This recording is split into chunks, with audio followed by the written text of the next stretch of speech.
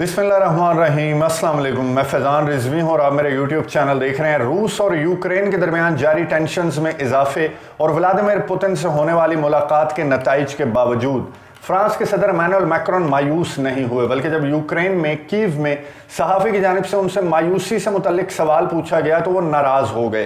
France के सदर ने सहाफ़ी को अच्छा खासा लेक्चर दिया और ये कहा कि व्लादिमीर पुतिन से मुलाकात में मैं एक डील पर पहुंचा हूं, जिसका रद्द-ए-अमल मॉस्को की जानिब से फौरी तौर पर सामने आया, वो भी आपके साथ शेयर करूंगा। और मॉस्को के रूस के 6 जंगी जहाज ब्लैक सी से आज गुजरेंगे और उस मोमेंट का इंतजार, उस क्रूशल मोमेंट का इंतजार नेटो कंट्रीज को भी है, यूक्रेन को भी है और पूरी दुनिया को भी है कि इस वक्त में मॉस्को रूस 6 जंगी जहाज ब्लैक सी में क्यों उतार रहा है। आज की वीडियो में डिटेल आपके साथ शेयर करूंगा। उससे पहले मैं आपको बता दूं कि फ्रांस के सदर इमैनुअल मैक्रोन बातचीत की कोशिश कर रहे हैं और बातचीत के जरिए इन मामलात को, इन टेंशन्स को कम करने की कोशिश कर रहे हैं, जिसे लिए वो गुज़िश्ता रोज़ मॉस्को के दौरे पर थे, जहां पर उनकी व्लादिमीर पुतिन से मुलाकात हुई जो कि अच्छी नहीं रही। और इंटरनेशनल मीडिया ने यह रिपोर्ट किया कि वो मुलाकात मुकम्मल तौर पर नाकाम हुई और व्लादिमीर पुतिन जो है वो काफ़ी गुस्से में दिखाई दे रहे थे। लेकिन फ्रांस के सदर इमैनुअल मैक्रोन जो कि मॉस्को के दौरे के बाद पहुंचे Kyiv,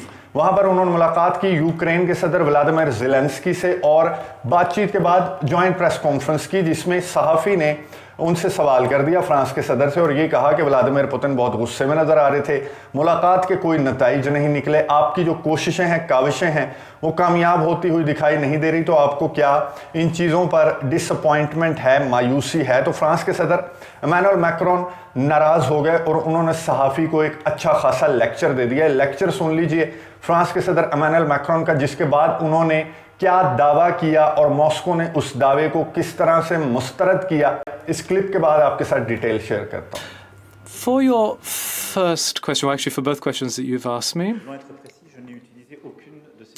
I did not use any of the wording that you used.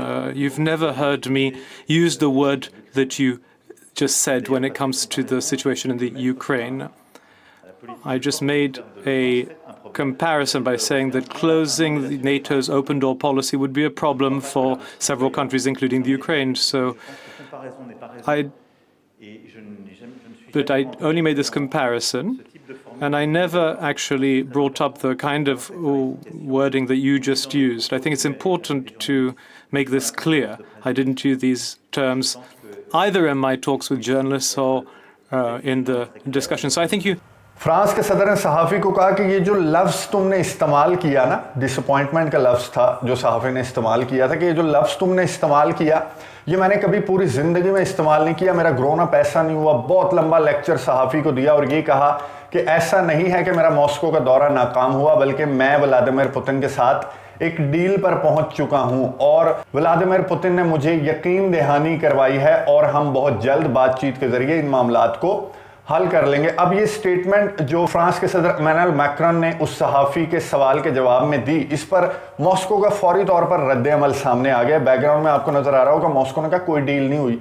ये बिल्कुल गलत बात है कि व्लादिमीर पुतिन और इमैनुअल मैक्रोन के दरमियान होने वाली मुलाकात के नतीजे में कोई डील तय पा गई, ऐसी कोई डील नहीं हुई। यानी कि इंटरनेशनल मीडिया जो रिपोर्ट कर रहा था कि व्लादिमीर पुतिन गुस्से में थे और वो अपने 2 मुतालबात पर कायम हैं, वो बातें ठीक थी। और इमैनुअल मैक्रोन जो एक प्रोमिनेंट पोजीशन लिए आजकल घूम रहे हैं बातचीत करते हुए यूक्रेन में, मॉस्को में, तो वो उस प्रोमिनेंट पोजीशन को और प्रोमिनेंट करना चाह रहे हैं ऐसी स्टेटमेंट्स जारी करके। हालांकि ऐसा कुछ भी ब्रेक थ्रू नहीं हुआ व्लादिमीर पुतिन और इमैनुअल मैक्रोन के दरमियान होने वाली मुलाकात के दौरान। लेकिन इमैनुअल मैक्रोन की कोशिशें जारी हैं।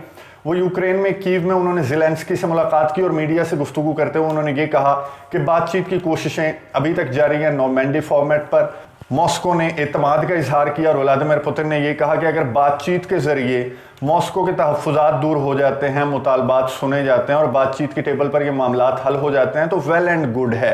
तो इमैनुअल मैक्रोन अभी भी पुरुमीद हैं कि उनकी जो कोशिशें हैं, काविशें हैं, वो किसी हद तक कामयाब हो जाएंगी। लेकिन उन्हें ये इल्म नहीं कि वॉशिंगटन में क्या चल रहा है। वॉशिंगटन जो कि जर्मनी के चांसलर को ऑलरेडी बुलाकर सॉफ्टवेयर अपडेट किया जो बाइडन ने, अब वॉशिंगटन में व्हाइट हाउस में ये चहमगोइयाँ चल रही हैं कि फ्रांस के सदर इमैनुअल मैक्रोन जो बहुत ज़्यादा उछलते फिर रहे हैं, कभी मॉस्को, कभी कीव और वो बातचीत के जरिए इन मामलात को हल करवाने की कोशिश कर रहे हैं, तो क्यों ना उन्हें भी बुलाकर उनका सॉफ्टवेयर अपडेट किया जाए। तो आने वाले दिनों में एक्सपेक्टेडली जो बाइडन से इमैनुअल मैक्रोन की मुलाकात होगी। जो बाइडन इमैनुअल मैक्रोन को बुलाएंगे ये कह करके ज़रा क्या बातचीत हुई है, मुझे भी एतमाद में उस बातचीत पर ले लो, लेकिन एक्चुअली उन्होंने इमैनुअल मैक्रोन का सॉफ्टवेयर अपडेट करना है कि बातचीत की टेबलों पर इन मामलात को लाने से पीछे हट जाएं और जो गेम अमेरिका ने सेट की है उसे इंप्लीमेंट होने दें। टेंशंस बढ़ती जा रही हैं यूक्रेन और रशिया के दरमियान, जहां पर अमेरिका और दीगर नेटो कंट्रीज यूक्रेन को फौजी इमदाद की सूरत में तहाइफ भिजवा रहे हैं। वहां पर मॉस्को भी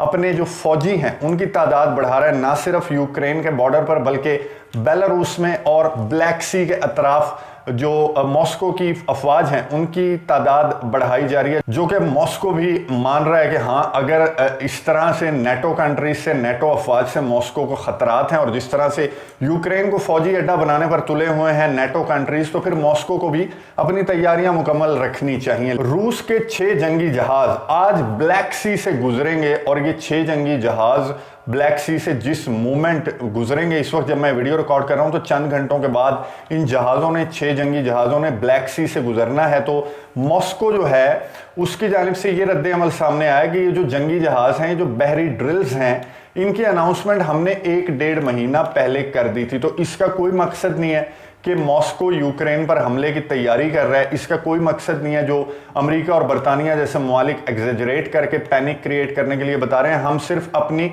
स्ट्रेंथ शो कर रहे हैं कि बहरी ड्रिल्स हमने 1.5 माह पहले अनाउंस कर दी थी, इसलिए ये जो जंगी जहाज हैं ये गुजरेंगे, ये वॉरशिप्स गुजरेंगे ब्लैक सी से तुर्की के पास से। अब वाशिंगटन डीसी और नेटो कंट्रीज जिन्हें पहले ही इस तरह के इंटेलिजेंस रिपोर्ट्स उनके सामने आ रही हैं और इस तरह की वो बातें कर रहे हैं कि रशिया जो है वो पूरा सिनेरियो क्रिएट कर चुका है, यूक्रेन पर हमले के लिए 70% तैयारी जो है वो मुकम्मल कर चुका है मॉस्को। तो ये जो शिप्स यहाँ से गुजरेंगे तो ये ना हो कि मॉस्को जो कि मुकम्मल तौर पर तैयार है यूक्रेन पर हमला करने के लिए, तो वो इन शिप्स के ब्लैक सी में आते ही हमला कर दे यूक्रेन पर। तो तमाम जो नेटो कंट्रीज हैं, अमेरिका है, उनके कान खड़े हैं कि ये शिप्स कब ब्लैक सी से गुजरेंगे, जिसका जवाब मॉस्को पेश कर चुका है कि ये 1.5 माह पहले अनाउंस की गई ड्रिल्स थी जो कि हम इस वक्त कर रहे हैं। और अब जो रिपोर्ट्स के मुताबिक है वो ट्यूसडे और वेडनेसडे के दरमियान, यानी कि इस वक्त जब मैं वीडियो रिकॉर्ड कर रहा हूं उससे चंद घंटों के बाद ये शिप्स गुजरेंगे ब्लैक सी से। इस मूवमेंट का इंतजार सबको है, इसके हवाले से आपको